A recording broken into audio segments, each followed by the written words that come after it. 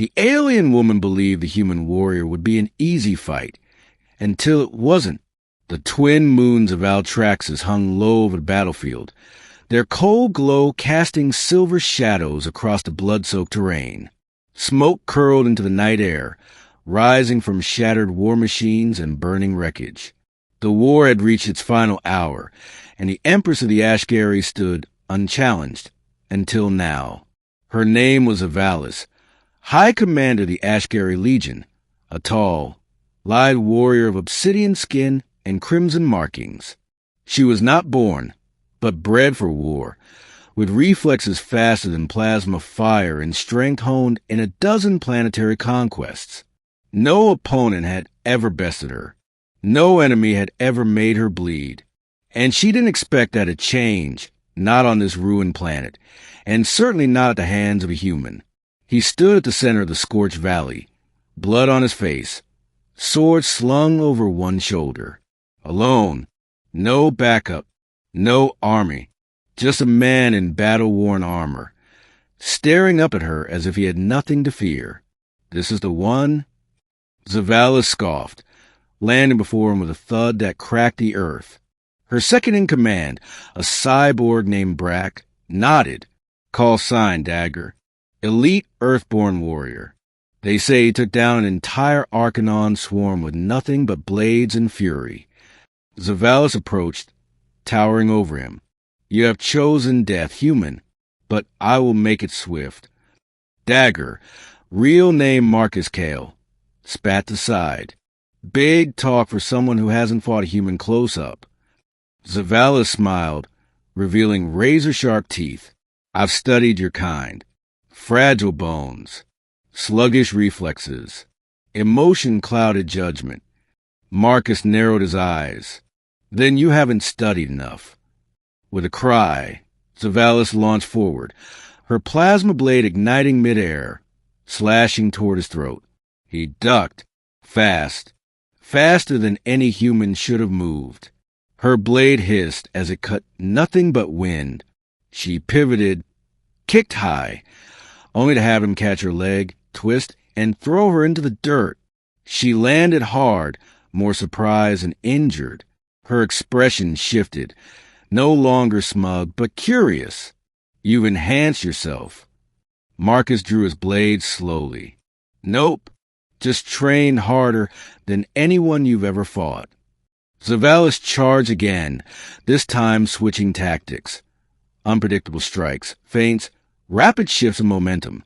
But Marcus read her like a book. Every time she lunged, he was already gone. Every time she struck, he countered, not with brute force, but with timing, precision, and grit.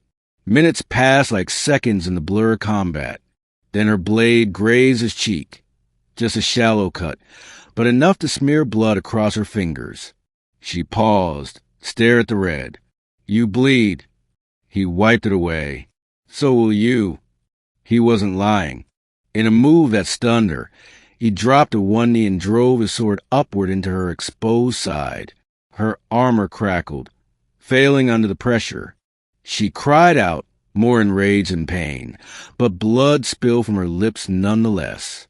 Zevalis stumbled back, clutching her ribs. Brack moved forward instinctively, but Marcus raised his sword again. This is between us. Zevalis held out a hand, stopping Brack. She was breathing harder now, her chest heaving. You are not like the others. No, he said calmly. I'm the last of them. That gave her pause. Your people fought to extinction, she said. You could have run. I don't run, Marcus replied. I remember. Zevalis tilted her head. Remember what? He stepped closer. Your ships over Sol 3, the bombings, the civilians you slaughter in the name of cleansing the weak. I was there when my daughter's school turned to ash. Zevalis blinked, then straightened. You fight for vengeance. No, Marcus said. I fight for justice. The ground shook as an orbital cannon blasted a crater behind them. Their time was short.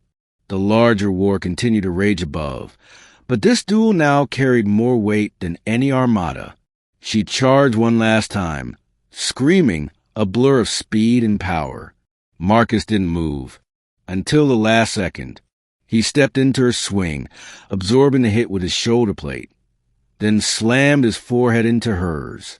She staggered. He dropped low and swept her legs. She hit the ground, and his blade was suddenly at her throat. For the first time in her life, Zevalis was defeated, chest rising and falling. She stared up at him. "You won't kill me." "I should," he growled, "for every life you took." She looked him in the eye, voice softer now. "But you won't, because you're human." He hesitated, then lowered the blade.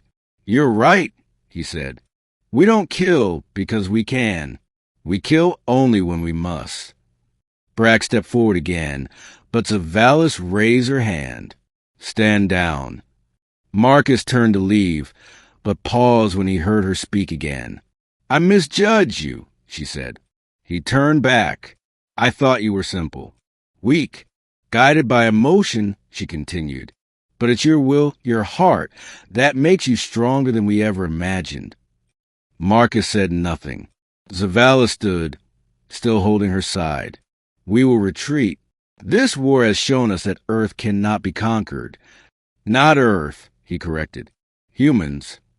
She gave a faint, respectful nod.